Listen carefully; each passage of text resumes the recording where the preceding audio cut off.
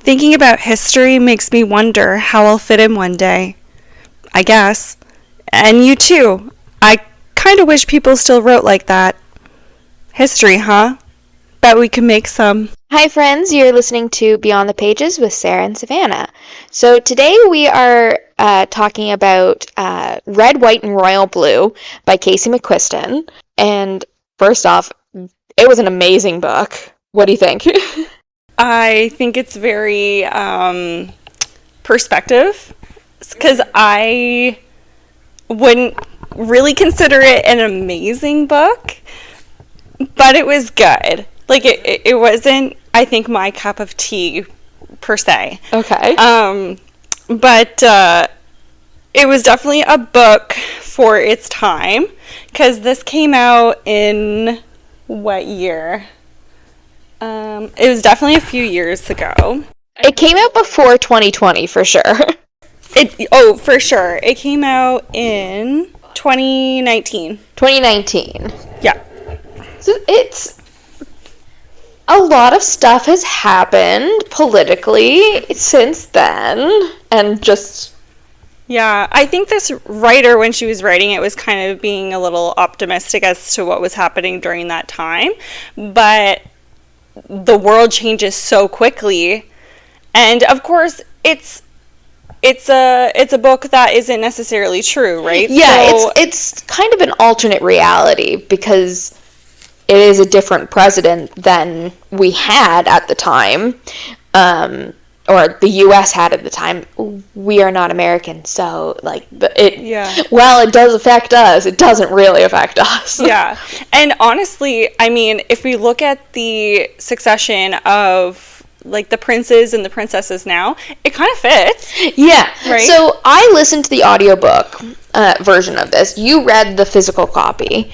And so the narrator for the audiobook, at least the one on Audible, is a person by the name of Ramon Diocampo. And oh my God, he or they were such an amazing narrator. There were so many voices, so many accents that this narrator had to portray. A Texan accent, a Mexican accent, a British accent, an accent that was kind of a mix of everything. So it was a lot of voice actors. They have different voices that they need to do, but they're all typically in similar accents. These were very distinct accents and very distinct character voices as well. So I really, really enjoyed that. You didn't listen to the audiobook, so it doesn't really... No, I read the book, and I think maybe that is the difference between you loving it and me not loving it, because when we finished reading or listening to the books, both of us actually watched the movie as well. Yeah, I had seen the movie before, and then as soon as I finished reading the book or listening to the book, I read it again. Yeah. Because I was like, I want to compare these in my head as well. And throughout this episode, you'll probably hear us comparing the book to the movie quite a bit. Yeah. So the book has two main male characters. One is the president's son, so the president of the United States, and the other is the second son, but the third child. Third child of the Princess of Wales, I think is the title. I think so. They gave her. So he's the Prince of England. Yes, he's the Prince of England. So the son of the American president is Alex Claremont Diaz. The president is a woman, a Democrat from Texas, which, if you know anything about American politics, that's not likely to happen. But she was elected in 2016, but the main events of the book take place in 2019-2020. And like I said, this is kind of an alternate reality, so there was no COVID-19 pandemic. If only. Yeah. But I guess there's two main storylines in this book as well. So one of them is that re-election for Alex's mom. And the second is Alex and Henry and their relationship. Yeah, absolutely. So, like Savannah said, Henry is the grandson of the Queen of England. He is currently fourth in line to the throne behind his mother, his older brother, and older sister. And he is very, very close with his sister Bee, who, like, they are incredibly, incredibly close. And I was very disappointed that they took out quite a lot of Bee's story from the movie. Yeah. Same as with Alex. Alex in the book has a sister named June. And they also took out the entire character of June. Yeah, literally took her out. They kind of combined the characters of June and Nora, who's the granddaughter of the vice president. The three of them are the White House trio in the book, but in the movie, it is just Alex and Nora. I mean, they made it work, but I still kind of missed the character because it was such a large portion in the actual book itself. Now, the movie versus the book, like, I found the book had a lot more political aspects, whereas the movie cut it out. Yeah, the movie was more... It was Alex and Henry's story with a re-election campaign in the background. Like, that was what it was. That's exactly what it was. Whereas the book, they were almost evenly split. Yeah. It wasn't a political story with a LGBTQIA plus love story attached. It was two stories that were equally important. Yeah. You know, I thought this was a really good introductory book for anybody in the LGBTQ plus community. I apologize, I don't know all the letters. Honestly, is this disrespectful? I have no idea. So I just want to, like, confirm that I should have done my research, and I do apologize. But with Henry knew that he was gay, and with Alex, he was, like, experimenting, but didn't really understand what sexuality he was, per se. Yeah. In the book, anyways. And then when he met Henry, he was like, oh, I think I like you. Yeah, after he stopped loathing him.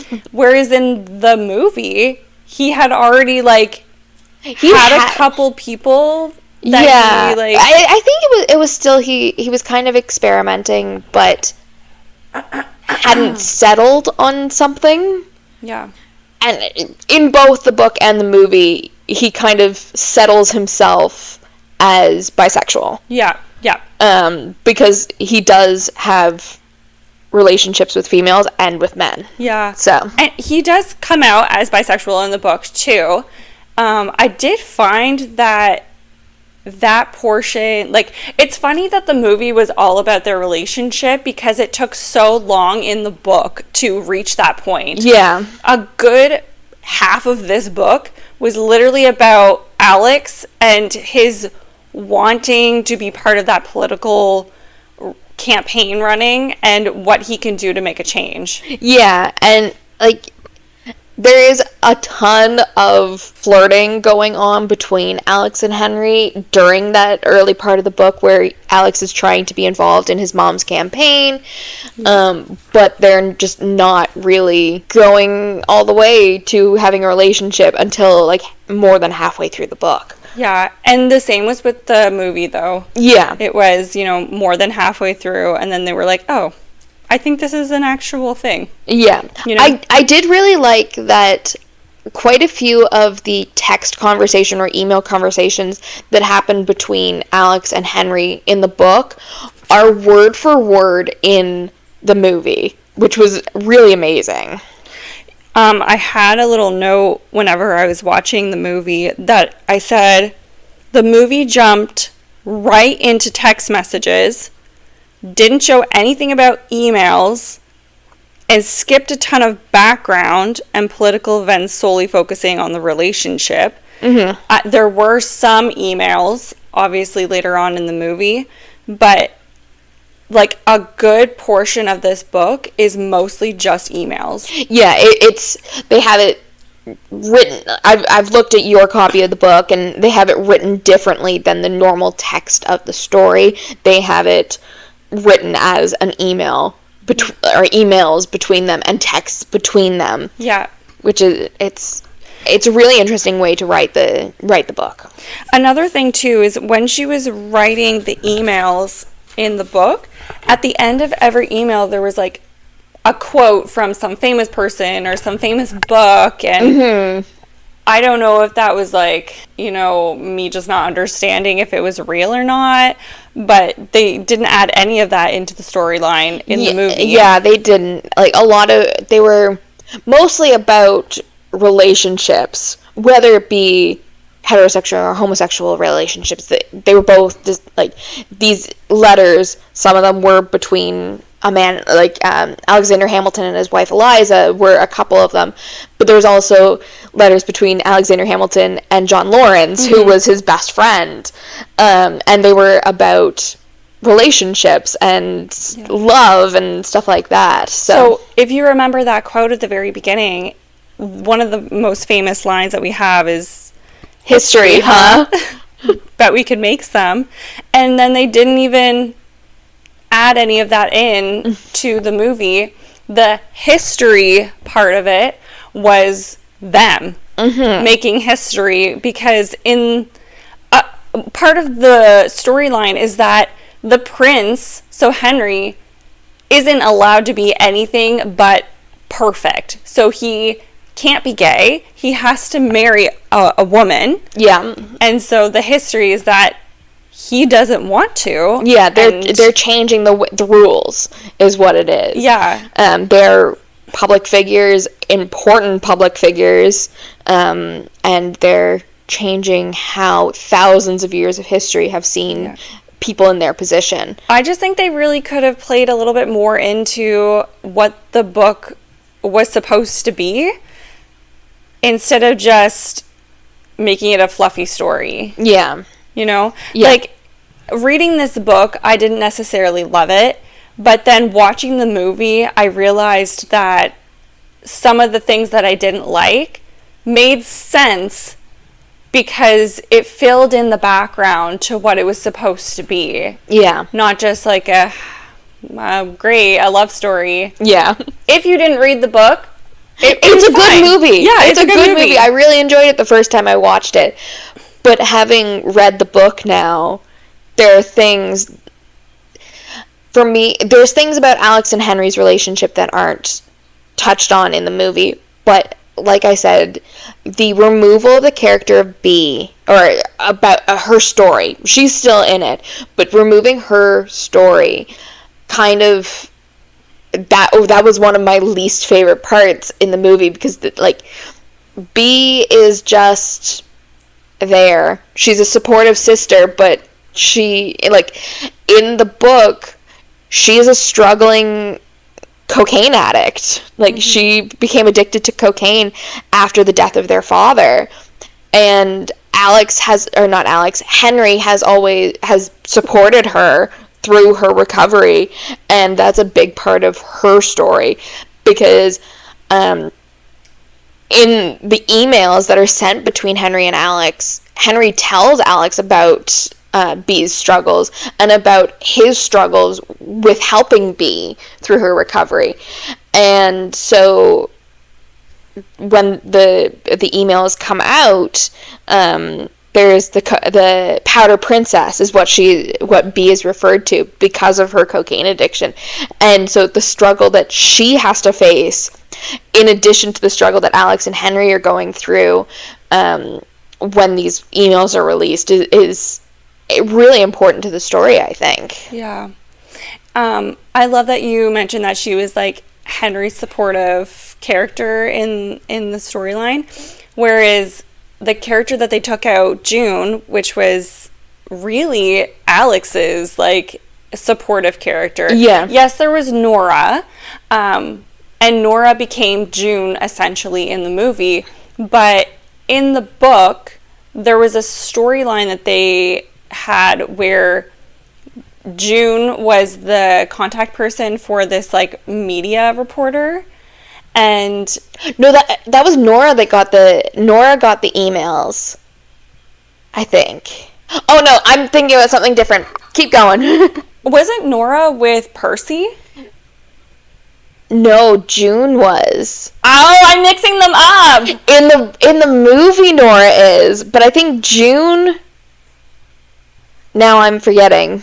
I finished this book over a month ago. No, it was June, because June slept with the reporter. Mm-hmm. Right? And so in the movie, the reporter is actually gay. Yes. And Alex slept with the reporter. Yes. So. Anyway, June and Nora in the book are quite supportive of Alex, but June is his main support because she is Alex's sister, mm-hmm. and just the unconditional love that she has for her brother. No matter, she's more upset that he didn't tell her that he was dating someone rather than that he was gay. Yeah.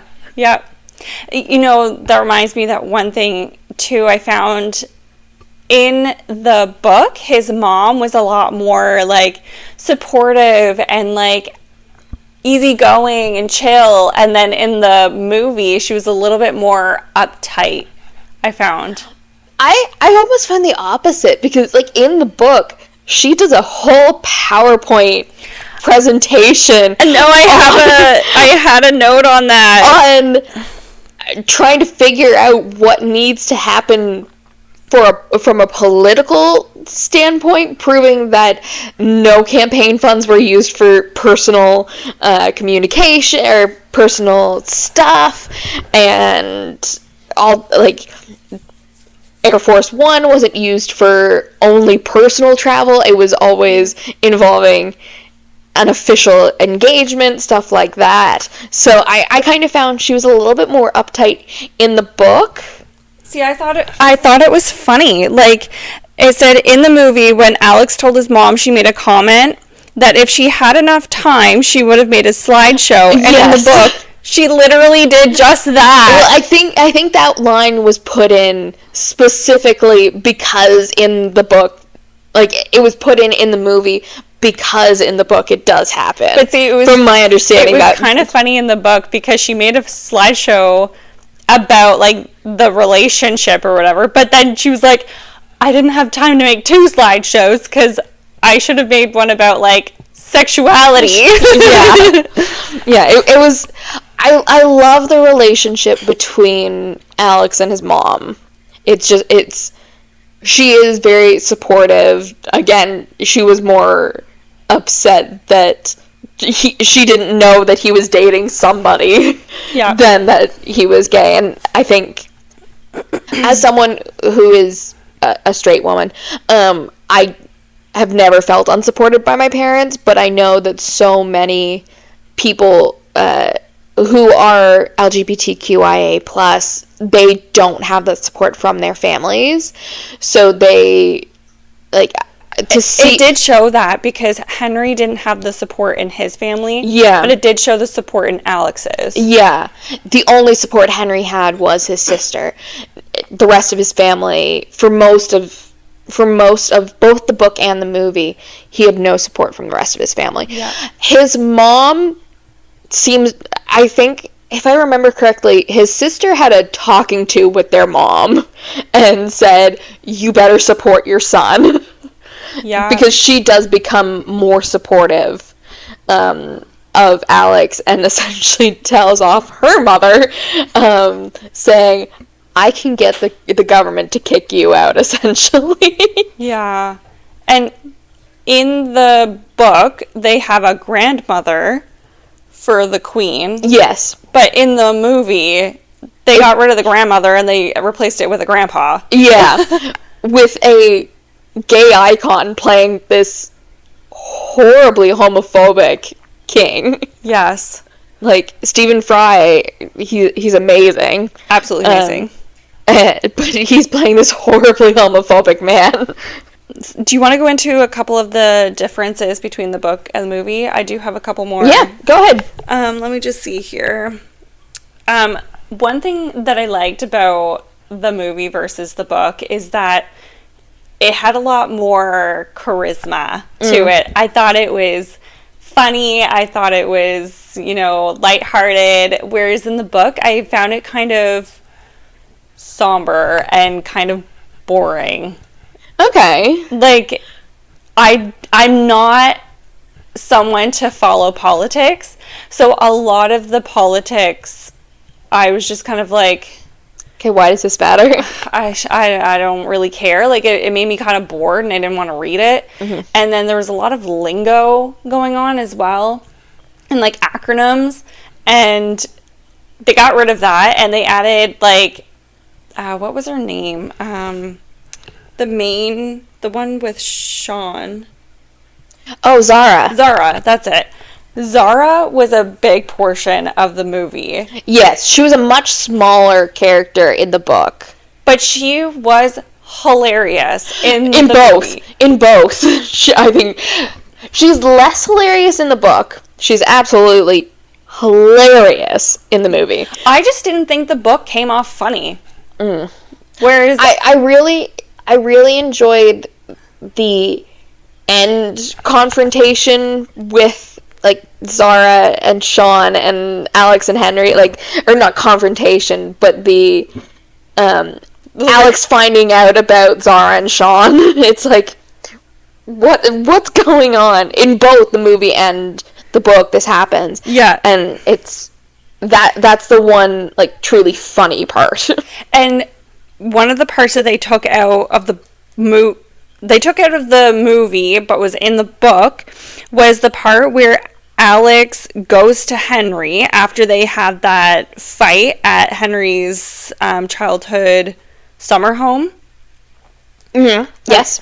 And he goes and he's yelling at the castle, being like, Henry, like, all these profanities, and like, you get out here, la la la la, and that is the opening for excuse me, Zara and Sean.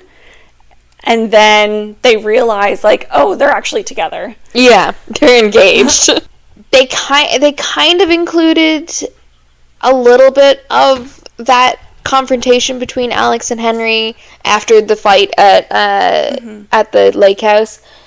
But, like, it was Alex being mopey, and then Alex showing up soaking wet from the rain at Kensington Palace. You know, in the book, after they have that, the issue is that when they went to the summer home, Alex wanted to tell Henry that he loved him, and Henry didn't want to hear it because Henry told him, don't fall in love with me because we can't have a life together. And of course that didn't happen. So in the middle of the night, it's supposed to be the middle of the night, and they had this confrontation during the middle of the day. Mm-hmm. But during that night, he, like, packed up and left and went back home. And in the book, it was all about Alex's perspective and trying to get back to Henry and, like, trying to get him to, like, answer him. But in the movie, it was all about Henry's perspective and, like, what he was going through. And then all of a sudden Alex shows up soaking wet in his castle. Yeah. So I liked that part. I liked the change, but I liked reading one part and then seeing the other part. It was nice. Yeah. So there was one part in that they added but changed the purpose of it, which was the museum scene. Mm-hmm. The museum in the book was meant to be, like, kind of like a date. Mm-hmm. Whereas, like, in the movie, they was sneak in. Yeah, like, there's, like, Henry, like, has, like, a wad of cash, and he, like, just, like, slips it to the guard. Yeah, like, it was planned in the book, whereas it was being like, this is one of my favorite places to go. Let's just, like, maybe you can understand me a little bit better. Yeah. And I was like, makes sense where they placed it, but it wasn't the same reasoning. It was just like there. And I'm like, okay, whatever. So some of the other characters, I'm specifically thinking about Miguel versus Rafael Luna. Like Miguel Ramos in the books, or in the movie, versus Rafael Luna in the book. Yeah. So they kind of are each other in the opposite medium, but they're both very different as well. Yeah, they took out a complete storyline in the movie, which was this Rafael Luna, who was supposed to be like a family friend. Alex's mentor. Like he was a senator. Yeah, from Texas. Not Texas. Utah. Colorado or Utah. I think it was Utah. And he is an openly gay Hispanic man. And Alex was like, I want to be you when I grow up. Instead, they included this character in the movie of Miguel Ramos, who is the reporter that Alex had slept with at one point, and he's an ass. Like, plain and simple, he's a horrible human being. He's the one that leaks Alex and Henry's emails, whereas in the book, they're leaked by Alex's mom's political rival. Yeah. I see why they took it out, and it was a good change in order to get that storyline into the movie. But again, kind of like I said before, where it's like the movie was really good, but it was missing some political aspects that make a lot more sense after you read the book. And yeah, I mean, I didn't like Rafael Luna anyways. He was kind of a jerk. Yeah. He basically just double-crossed the family. And he double-crossed everybody. Yeah. And he double and triple-crossed everybody. And honestly, in the book, what was the other guy's name? Miguel. He wasn't that big of a character. He's just some reporter. I don't even think it was the same character's name. I don't even know if we knew that character's name. He was just a reporter that June slept with at one point. Yeah, and kept texting her. So yeah, whatever. You have to make creative decisions for different things. But yeah, there was one thing that I noticed immediately when I started watching the movie. Is that they kept like commenting on the height of Alex, and I'm like, Alex looks taller than Henry, and Henry's supposed to be much taller than Alex. Yeah, and in the books there's several inches difference in height, but in the movie they're the same height, or supposedly the same height. That being said, though, I thought the two actors did very well. Yes, and I'm very much looking forward to the sequel, which is not based on a book, but I'm still looking forward to it. I had no idea there was a sequel. Yeah, they just, a few weeks ago, they announced that the sequel had started filming, and it's called Red, White, and Royal Wedding. Oh, when does it come out? I don't know. Okay. I hope it's just as good. And both of those actors, are they not straight? I have no idea. Gay characters? I have no idea. I should have looked that up. Okay, well let's look it up. Let's look it up. Because honestly, I feel like at one point, because you know how you watched it before, and now I did too. This is the second time I've watched it. I originally got this book years ago. It must have been like when it came out, and I got it from two of my best friends, Ramon and Eric, and I had never read it. I don't know why. It just sat on my bookshelf. You guys get it. You get a book, you put it on your bookshelf, you said, I'll read it next time, and then you get a whole bunch of others. It's on your TBR list forever. Literally, just sat there. And then one day, Sarah was like, let's read this one. And I was like, I have that book. It's on my bookshelf. So honestly, it was really nice to pick it up and read it, even though it just wasn't my cup of tea fully. But I'm still really glad that I read this book. Did you find anything? I'm still looking. This would be a really good time to shout out the lady that I met at the craft fair a couple weeks ago. I was walking around, and there was this lady selling books, but they were covered in brown paper, and they just had like a little blurb on the top. And I was talking to her, and I said, if you ever need recommendations, I said, just check out beyondthepages.ca. And she said, is that you? And I was like, yeah. I was like, me and my best friend Sarah, we run a podcast and a website, and we have an Instagram. She goes, no, I follow you. It was so nice to hear, honestly. Mm-hmm. It was very validating. Very validating to know that, one person is, following us and listening to us, because this is very much a passion project. We are still learning our way. We're always changing and just trying to find the best way that kind of captivates us and what we've been trying to, voice. So shout out to you. I did not get your name. I'm so sorry, but hopefully we can meet again someday at another local craft fair here on PEI. Yeah, I wasn't there, but I did get update. I got a number of Snapchats about this woman, and we really appreciate you, and we really appreciate all of our audience.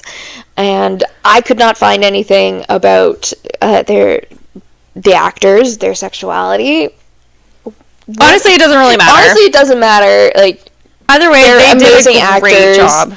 Job. And I have seen at least one of them in several other things, and they're just amazing actors. Yeah, he's the one in Purple Heart. Yes. The actor that plays Henry, he's in Purple Heart with Sophie Carson, and oh my god, he's... And isn't the other actor in... he's in one of those sitcoms. Now I have to look back up. He's for sure in a sitcom. I've seen him before. Like one of those new Netflix ones. Let's see. He was in The Kissing Booth. Oh, it was The Kissing Booth, for sure. Anyway, so let's give our ratings. So, like I said, I listened to it, so I gave the narration a 9 out of 10. Like I said, the voice actor, incredibly skilled, amazing job doing multiple different accents, just awesome. So I said the plot was a 9 out of 10. I could not put this book down. And I remember you being like, I'm done with this book. And I was just like, I read it in 4 days. It took or I listened to it longer. in 4 days. Like, we picked this book on a Tuesday afternoon. I was finished by Saturday. Like, that's how quickly I listened to this book. I did not want to put it down. Normally when I listen to books when I drive, and normally when I get home from work or whatever, I turn it off and I don't listen to it for the rest of the night. With this book, I turned it back on as soon as I got inside. So it was like, I don't want to stop listening to this book. No, and I picked this book up, and I had to ask Sarah for an extra week because I didn't finish it. It ended up being like an extra 3 weeks because I was traveling. No, so you gave it a 9 out of 10. I gave it a 9 out of 10. And you wrote amazing. Just amazing. And I put 5 out of 10 because I've talked about it. You guys heard me say it, but the storyline in the book was more political based, which was just, it wasn't interesting to me in the slightest. But the storyline in the movie was more based on the relationship. I preferred the movie. Okay. Just because, it was funnier. It had more entertaining, aspects to it. But I did miss some of the political information in the background. So I gave it a 5 out of 10. Then the characters, I said a 9 out of 10. I thought the characters were really, really well written. And most of the characters were not one-dimensional. They were really well-rounded. Including the side characters like Bee and June and Nora. They had this whole other dimension that isn't normally there in side characters. No, and I absolutely agree with this. I do feel that they could have gone just a little bit farther with some of the character development. I just found sometimes I was flipping back because I couldn't remember who I was reading or who they were talking about. So I gave it a 7.5 out of 10. Okay. The writing, I said, was an 8 out of 10. It was not a difficult to read story. It was quite a simple concept story. It was a love story, and there was definitely room to grow in terms of the complexity of the characters. And like I said, I thought the characters were quite good, but there was still room to grow with them and with some of the plot things. And I don't fully agree with this. I did find some of the writing to be a bit too much, especially for someone like myself who doesn't really know a lot about politics, and the special terms and acronyms that they use, and even in some of the emails, some of the quotes and stuff I didn't really understand, but there were some acronyms that I literally just skipped over because I was like, I have no idea what that means. So that was a little disappointing. Okay. And some of the just like the I don't know. I perhaps should have written some of them down. But I gave it a 4 out of 10. Okay. Yeah. So the book to screen adaptation, I gave it an 8 out of 10. I thought it was there were very good, like it matched very well with the pacing of the book. There were significant things that were removed, specifically the side stories with Bee and Henry's friend Percy, or Pez. And there was also, they removed a lot of the political stuff for Henry and Alex's relationship, and that was, like, they could have toned down, like, they could have made the movie 20 minutes longer and included some of the stuff about Percy and Bee and June, honestly, and that wouldn't have been too much, like, of a unusual length movie. It was probably a budget thing too, right? Yeah. But I agree. I gave it an 8 out of 10. Okay.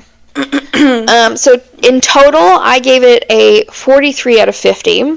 Because you added your narration. Yes, I added my narration, so mine's out of 50.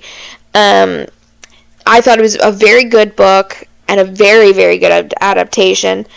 It's a short book. It's only like 12 hours long. Yeah. Like 500, not even 500 pages. It's 364 pages. 364 pages. So, like, compared to some of the other books I've read and we've read, it's quite a short book. So it's definitely a good read. It's a very, very good listen. And if you don't have time to read the book or don't like to read, the movie adaptation is a very good adaptation. And I'm very critical of movie adaptations of books. I thought this was a very good one. Yeah, honestly, it was pretty good. I gave it a 24.5 out of 40. I've already said this, like, I didn't love the book. Excuse me. I liked certain aspects of this book. It's very much a preference book. So, like, yeah. Like, if you want something a little bit more different, this was a great book. It had a different love dynamic. It had a different take on, like, relationships. Yeah, and, like, most of the books that we've done episodes on are fantasy or science fiction. Yeah. And this is not. So no. It's a very different book than what we have done in the past. But I enjoyed it. I know you didn't enjoy it quite as much, but no. I appreciate the differences between the book and the movie. I think that's what made me like the book better, is because of the movie, so I do appreciate that. That being said, I think because the book is a little bit dated due to the fact that, you know, we know different in the world as to what happened with the United States and the president and COVID-19 and everything, I still think that it's a good option. And if you happen to grab a copy of this book and you read it, feel free to let us know. Yeah, we love to hear from you. So why don't you can check out our website at beyondthepages.ca. Mm-hmm. We're always adding new books. I'm going to be adding a blurb about the Hunger Games prequel, Sunrise on the Reaping. I have just enough left in the audiobook to get me home. So I'm going to be adding and that trailer just dropped. That trailer just dropped, and that the other prequel, Hunger Games prequel, Ballad of Songbirds and Snakes, is to date my favorite adaptation from book to movie. Oh, really? So I have high expectations for this one as well. But so that will be coming very soon. You can also check out our Instagram, which is Beyond the Pages with Sav and Sarah. And subscribe. Yep. And leave us a comment. One thing before we let you all go. I dropped my phone. One thing I want you to make note is that Sarah and I have a very special announcement coming out around our Christmas episode. So stay tuned for that. Yeah, keep an eye out for... Yeah, I believe we'll be dropping this on our 1 year, which is Christmas Eve. Yeah. Yeah. So please like our video, subscribe to our channel, follow us on Instagram, and check out our website. Yeah, and remember, books continue beyond their pages. And tell a friend. Bye!